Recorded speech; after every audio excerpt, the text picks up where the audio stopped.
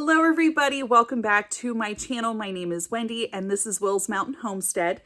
And today I'm bringing you another week of meal planning on a budget. Our budget this week has gone up to $60 because we did buy a few things that we needed, like eggs. So, but we have eggs in the menu this week. But we're sticking with the cook once, eat twice. However, it's not chicken this week. It's rice. So we store our rice in glass jars. We freeze it first and then let it come to room temperature. Then we put it in the glass jars. What that does, that kills any bugs or larvae that might be in the rice. And then whenever we go to eat it, we rinse it off first before we cook it.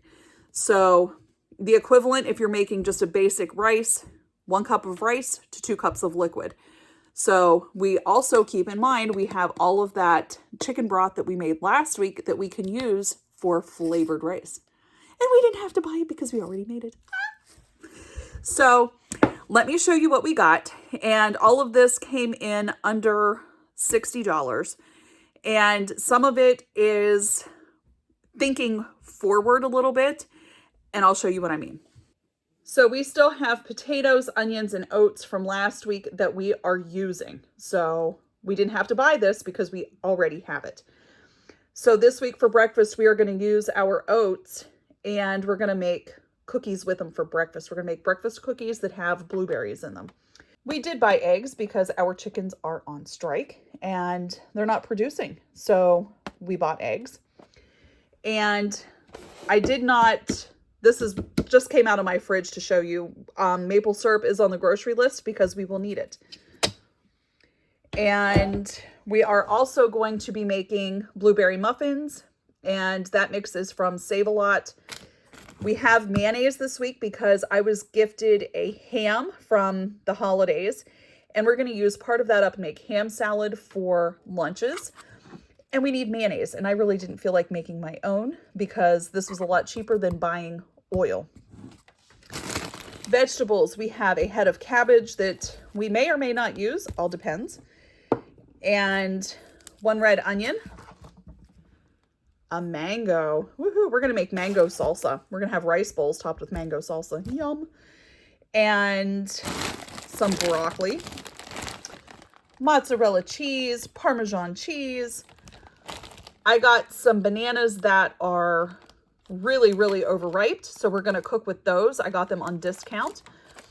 And a lemon,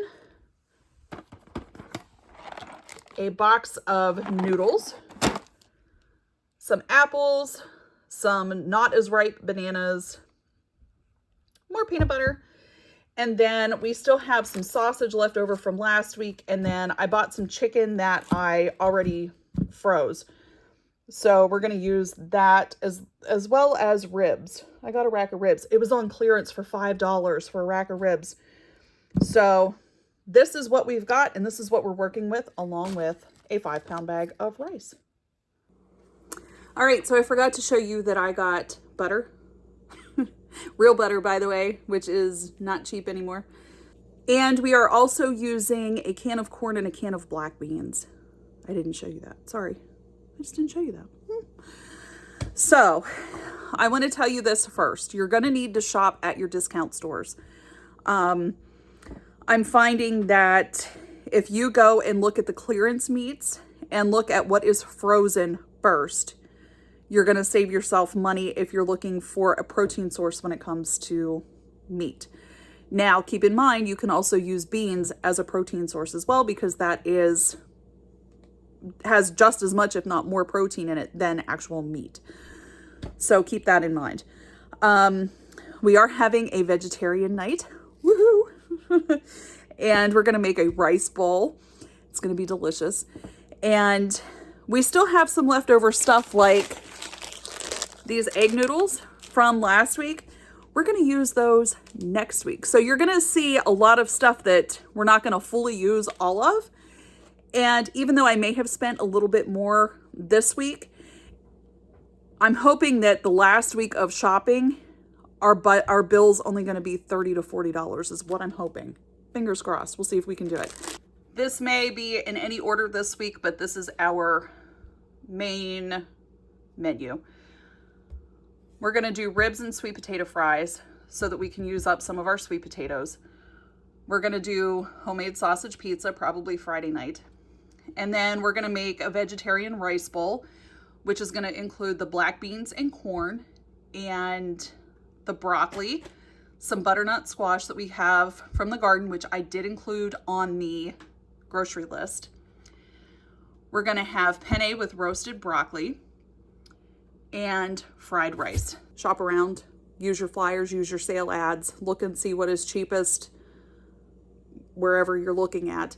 For us, we have 2 discount stores. We have a Save-A-Lot and a place called the Little Barn. And then we also have an Amish store that we have that sometimes will run really good deals on produce, like a big bag of spinach for 50 cents or $1. So keep your eyes open at the stores that are around you for what is on sale. So we need to do some prep. We need to make our muffins. We need to, we're not going to make our cookies yet because we're going to do that after our muffins have been eaten all up. And we do have some of the breakfast sausages left, so we're going to do that with eggs for maybe a morning or two. And I'm going to show you how to make your own breakfast sausages.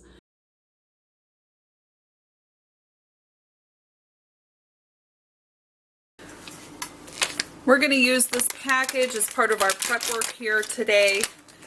Dump that in a bowl. And to make muffins, we only need a half a cup of milk. Now, since I do not have milk in my budget, we did oat milk. Take a spoon and then just mix this all in until it's incorporated. To our muffin tins, I have silicone molds. We're just going to put these in the silicone molds, and we're going to bake them at 400 degrees, 14 to 16 minutes, or until they are cooked all the way through.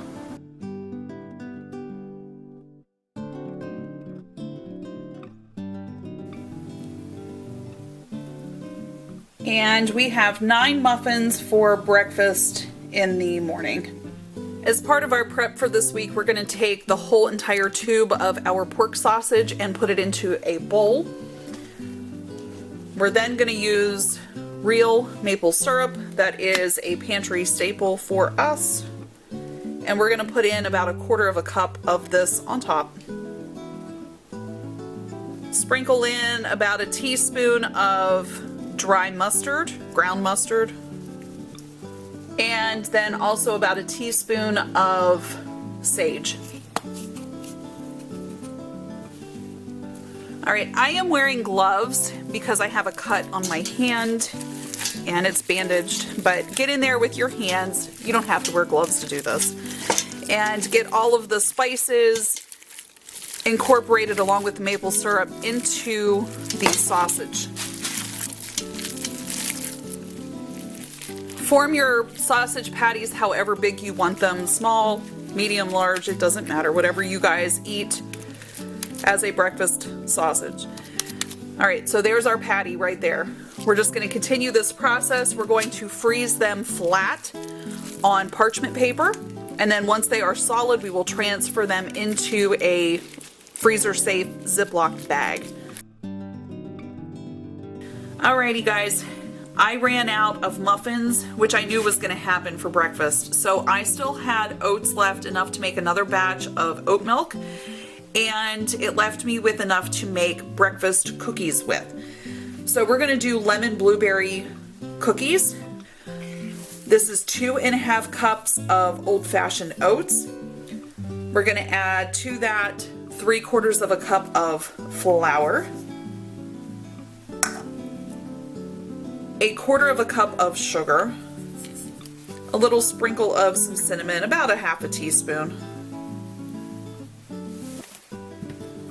a pinch of salt,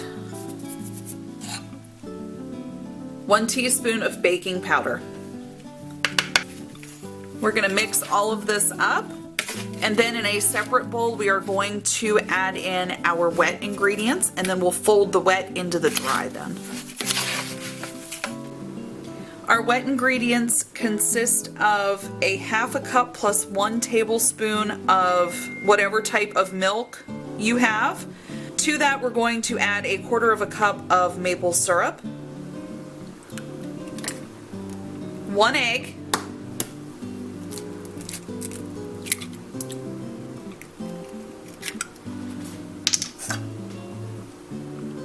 a teaspoon of vanilla, 2 teaspoons of lemon juice,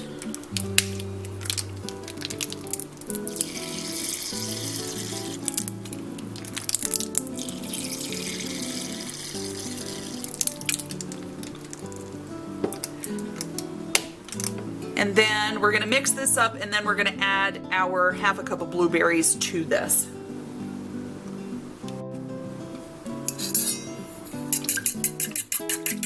There's our blueberries. We're just going to dump that in.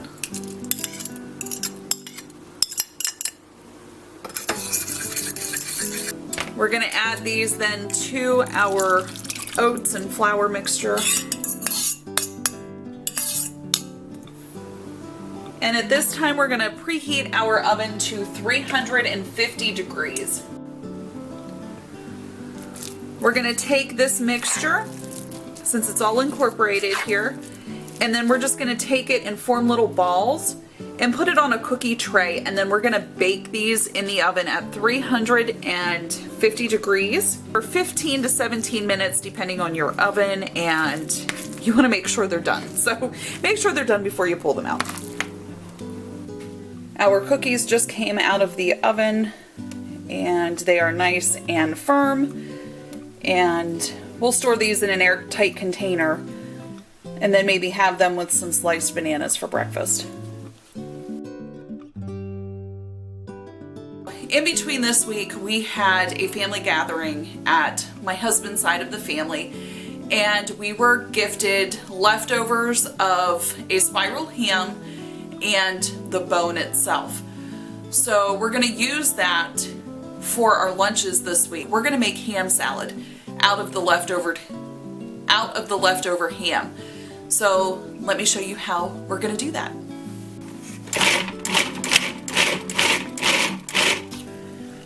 That is about where we want it. At least that's how we like it. We like it small and fine pieces. To our large bowl of ham, I have 1 onion that I put through the food processor and chopped it down finely, and then probably 3/4 cup of hand grated Colby Jack cheese. So we're gonna start with, well, that looks like maybe a cup. We'll start with a cup of mayonnaise, and then I'm gonna show you a trick of how to throw in some of your garden produce in this. And we are going to put in probably a tablespoon of yellow mustard. This will not require any salt because that ham is salty enough all on its own. To this, we are going to add some of our zucchini relish. Instead of using store-bought relish, I have zucchini relish that I have canned, and we're just going to put in a couple of big chunks of our zucchini and the juice in here to kind of give it a little bit of a zip. I am going to add some cracked black pepper to this.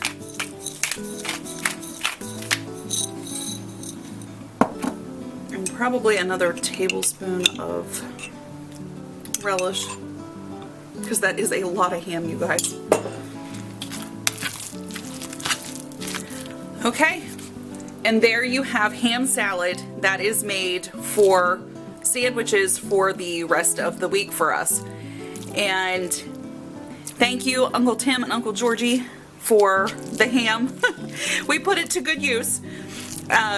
And it's just another way to reuse leftovers and turn it into something different. So this is one way, and it's delicious. So here's lunch. Okay guys, I know it's a little hard to see in the mixing bowl here, but we are making a cheesy bread to go along with our pasta for tonight with supper. So in our bowl, we have a half a cup of warm water, 1 1/8 teaspoons of yeast, and 1 teaspoon of sugar. We're just gonna let this sit in here for a couple of minutes so that yeast can become activated. Once your yeast and water and sugar has activated and it's starting to bubble in here, and you can kind of see the ring right around here, we're going to add the rest of the ingredients. So you're going to add a 1/4 cup more of water, 1 1/2 teaspoons of salt, a 1/2 teaspoon of white vinegar, and make sure that all gets in there. Use a spatula and get in there and get all that into the bowl. And then we're going to need 1 1/2 to 2 cups of flour. Now, it is better if you have bread flour, but I'm using all-purpose and that works just as well too. So we're going to start out with a 1/2 cup at a time. And this is going to be a little bit tacky of a dough, but you don't want it sticking to your fingers. You should be able to press into it and make a dent.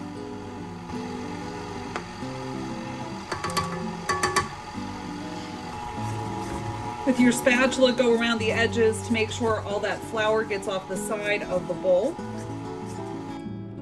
Now that is way too sticky. It should not do that. So we need to add just a little bit more flour. So I'm going to go with a 1/4 cup first, because we want to make sure that that all gets incorporated. And just keep mixing it until it all comes together and forms a ball. And then knead that for at least a minute.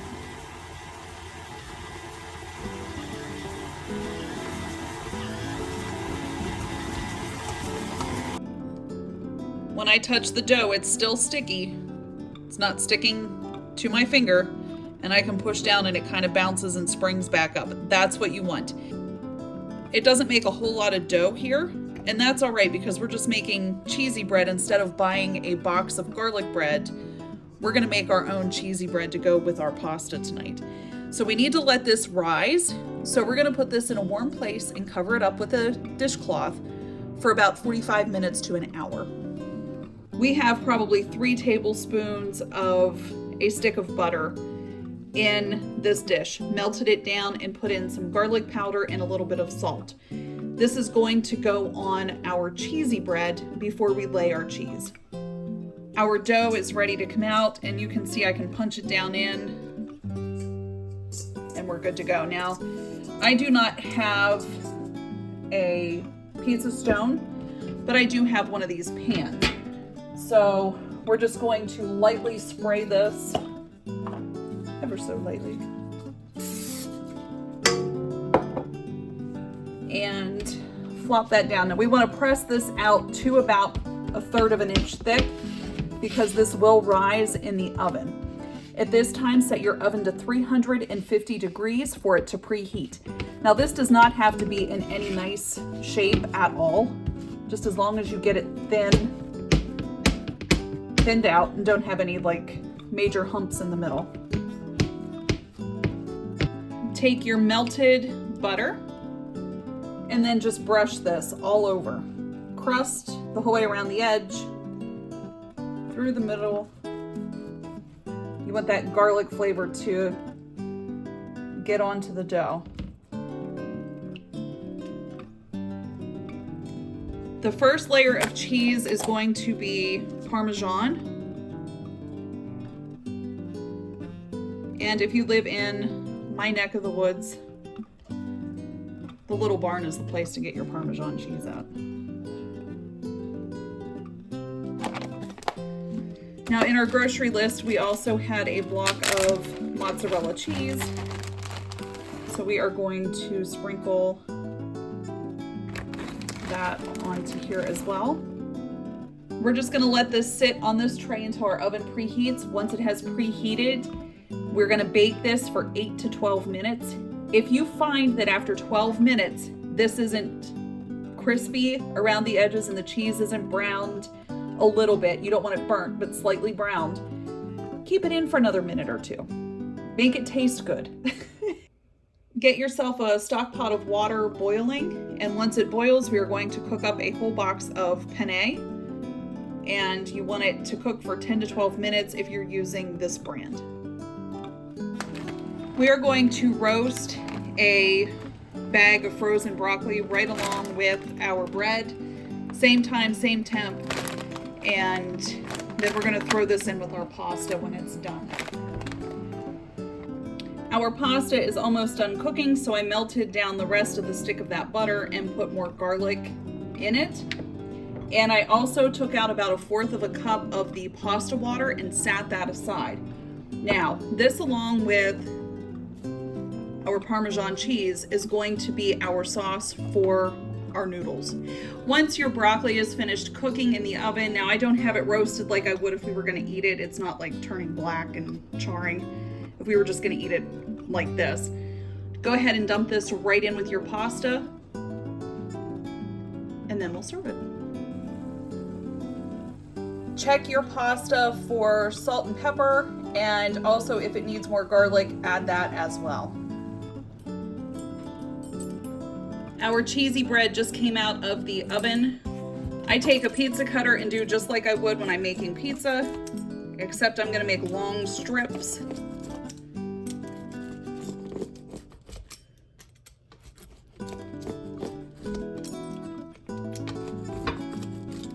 And then I'm gonna make one cut going the opposite direction.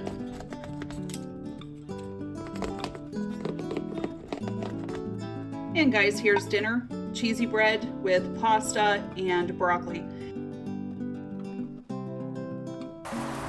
So we are in the garden right now, and we did not plant a cover crop.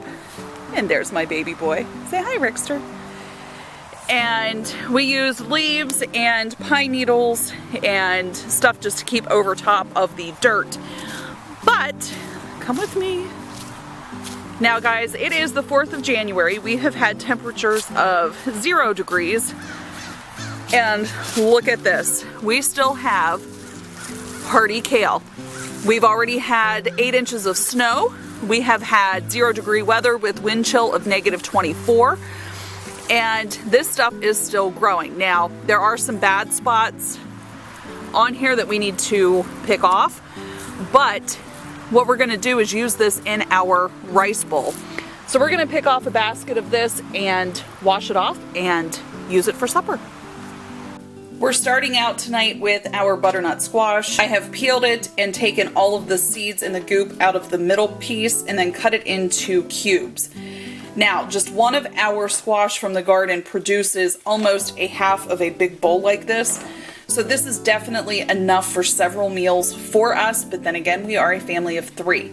So we're gonna start out roasting this before we do anything else, because this, along with the broccoli, is gonna take the longest to cook. To our butternut squash, we're gonna drizzle on some avocado oil, just enough to coat them.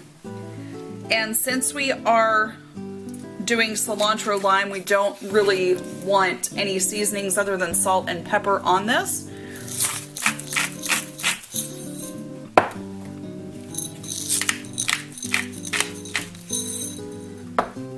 And then just get in there and mix that all up really, really good. And then we're gonna dump this out on half of the baking tray. Try not to overlap the pieces, so that way everything cooks evenly. And we have frozen broccoli in here, same thing, put a little bit of oil, salt and pepper, and we are going to put that on the second half or quarter of the baking tray. 425 degrees, and then we're gonna check this at 15 minutes, stir it around, and then cook it until it is completely roasted. To make the rice, I have rinsed 2 cups of rice and drained it thoroughly, and I will be adding 4 cups of water to this. And a little bit of salt. We're gonna turn this on, get it boiling, then turn the heat down, cover it, and let it simmer. All right, our rice is finished, and I put in 4 tablespoons of the bottled lime juice and just a sprinkle of the dehydrated cilantro because I didn't want to overpower it. So our rice is done cooking. I've sauteed our kale that we brought up in just a little bit of water, and we have 5 minutes yet for our veggies, and then we can start assembling our bowls.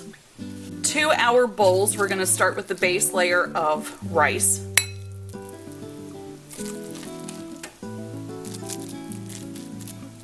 Next, we are adding canned and drained and rinsed black beans, drained and rinsed corn, a few sprigs of our kale, and then some butternut squash and broccoli. Perfect meal. And I do have a lime dressing that I will post the recipe for in the description just in case you want to drizzle a dressing over top of this. Really good on it. So, but it's not necessary. But this is really good. So this is supper for probably the next 2 nights. To make our mango salsa, we're just going to use half of this red onion. And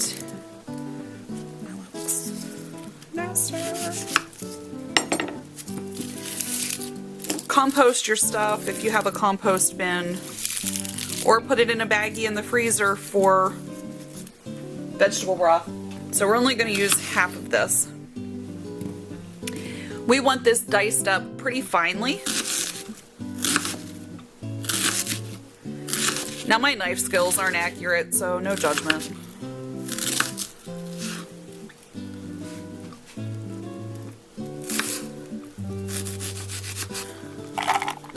Alright, we're going to put that in our container and pop the lid on it so we stop crying. Oh, my mascara's going to run.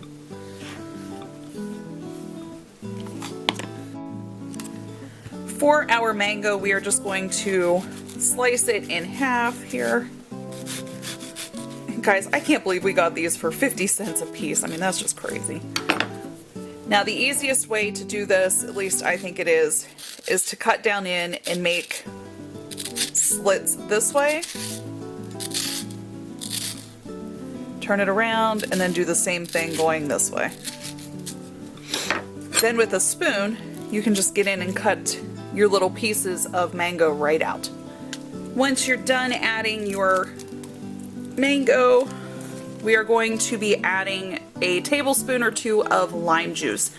Now, my store did not have any limes, so I have to resort to using bottled,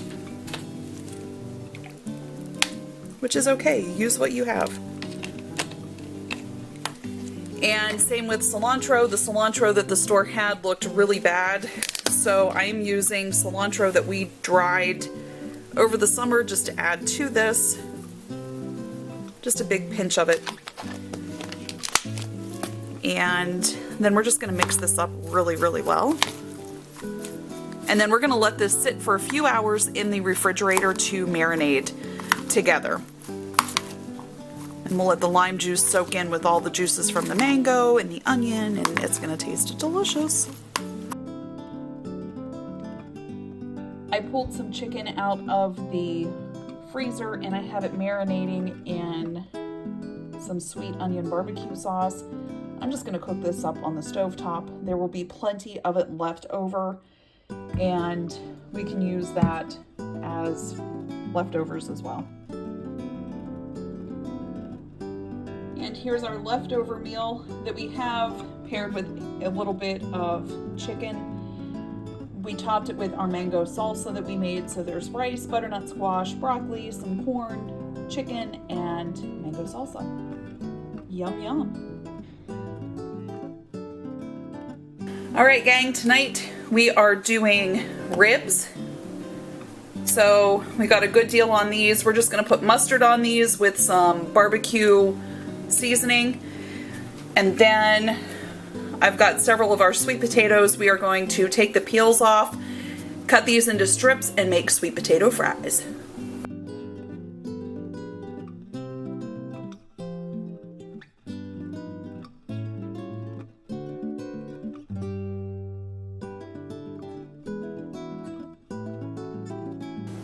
Fold your ribs into your Instant Pot like that. Add a cup and a half of water to the bottom, and then set it for high pressure for 27 minutes with a natural release. We peeled and sliced our sweet potatoes, and I have them soaking in some really cold water until it's time to put them in the oven, and then we'll add our spices. Preheat your oven to 400 degrees. I have drained all of the water off of my sweet potato fries and added some olive oil to this. And for our seasoning, I have put together spices here of 1 teaspoon each of garlic powder, paprika, and salt, and then just a half a teaspoon of black pepper. So we're going to mix the oil on these really well, and then I'm going to put them on a silicone mat to bake, and then we'll sprinkle our seasonings on top. We are going to bake these in the oven for 20 to 25 minutes at 400 degrees. If it takes your oven longer than that to make them crispy, that's fine, but that's just a basic guideline. So about halfway through cooking, we're gonna flip these over and cook them the rest of the way. Alrighty guys, and here is dinner for tonight. We have ribs with sweet potato fries. No vegetable, and that's okay. Okay everyone, tonight we are making a homemade pizza for supper. It is going to be sausage and cheese pizza, and we have to get started on making the dough so it can rest and rise for an hour. To make pizza dough, you're going to start with 1.5 cups of warm water. Now you don't want it too hot because you will destroy your yeast, but around 110 degrees is typically where I keep the temp for my warm water.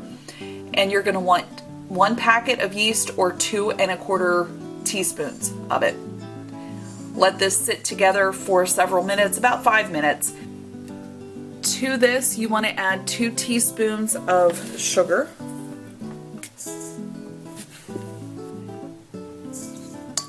1 teaspoon of salt, and 1/4 cup of oil.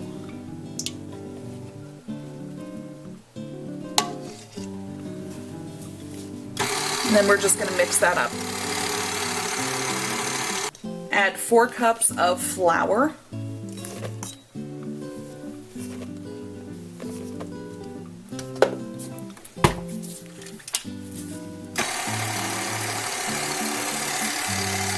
And then at this time, I sprinkle in some Italian seasoning.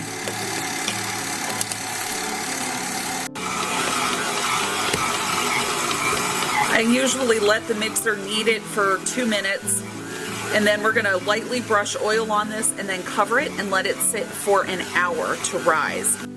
Okay, it has been an hour and our dough is quite puffy. So we're going to take this out, and this does make a lot of dough. And we're going to put it on our board. Lightly flour your surface. Lay your dough on. Then we're going to knead this just a few times.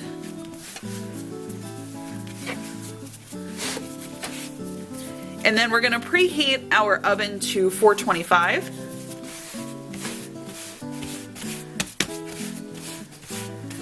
And then we're just going to let that sit just like that until our oven is ready and we're ready to assemble our pizza. So we have a pan that has holes in it, or a pizza pan that we are going to be using to bake our pizza on. And usually what I do is spray this a little bit with some Pam, and then I press my dough out onto it. So that's what we're going to do.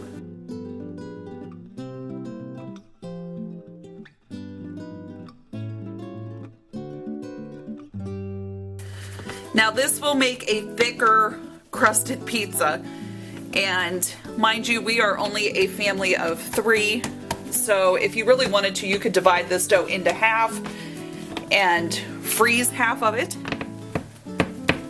and then thaw it out, you know, when you're ready to use it. And it should freeze for up to 2 months. Once it is pressed out, I take a fork and just put holes.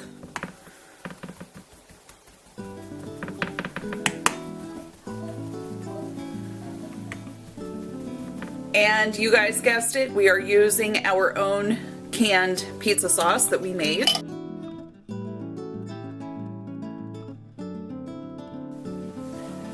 So here's our pizza. We're gonna put it in the oven at 425 and we're gonna start it out at 20 minutes, check the crust, and then we'll go from there to see if it needs more time. You guys, look how thick that crust is. I think like one slice is enough.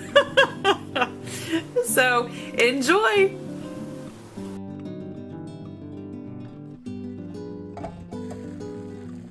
We are making fried rice for supper, so I have 2 cups of rice to 4 cups of water.